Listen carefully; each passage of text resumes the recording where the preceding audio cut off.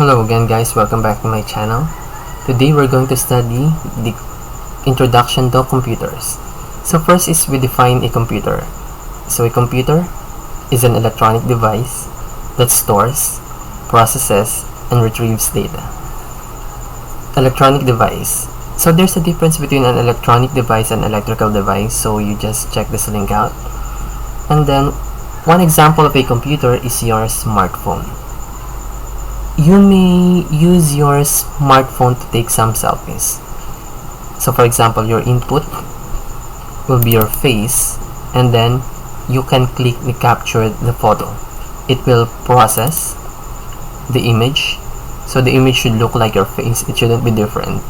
Okay, and then the output will be a picture of your face. So basically, a computer follows the principle of the general systems theory of von Bertalanffy in 1940s.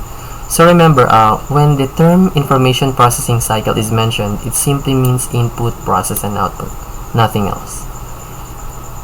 For the information processing cycle, we have the data, so we'll be using that data for the input, and then it will go into certain process, of course with the help of the storage, and then it will produce an output, which is the information. So we have to differentiate the data from information. Data is simply a raw facts, so most of the time it is unorganized, while the information is a processed data. For example, somebody wants to get to know you. They'll get your name, address, birthday, and then contact number, etc. So once you process this data, it can become your personal information. So that's a simple explanation about this data converted into information. So there are lots of examples you might be thinking, but this one is a simple example. So for the next part, we're going to study the components of a computer system. So a computer system has an input device which sends data or allows data to enter into a computer. So a typical example will be a keyboard. So this is an A4 type keyboard, as you might notice. So just a quick tip, if you are going to buy a keyboard, just look for the ergonomic keyboard to lessen the stress in your hands. So if you look closely at the keyboard, you might notice that the letters are a bit slanting, forming an A shape. So that A shape promotes the natural typing position to avoid strain injury in your hands. So if you're going to type, most likely your hands will be straight, but it will produce strain in your hand. The natural position is just like an A shape. So you may keep that in mind, and you may try that one. For the output device are the ones that conveys information in the form of projection or physical reproduction. For example, projection is a monitor.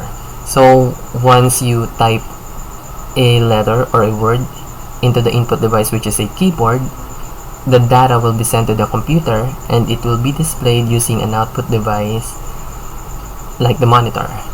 And another example is once you print the copy, and then you will have the actual copy, which is a physical reproduction of the print. So you might consider a monitor with a built-in eye saver to lessen the strain in your eyes. You can also download some software. So there are lots of software that helps us protect our eyes from the LED light, because this LED light has harmful effects on our eyes. For the next part, we're going to study the storage device. So it is one of those core components of a computing devices that is used to store data.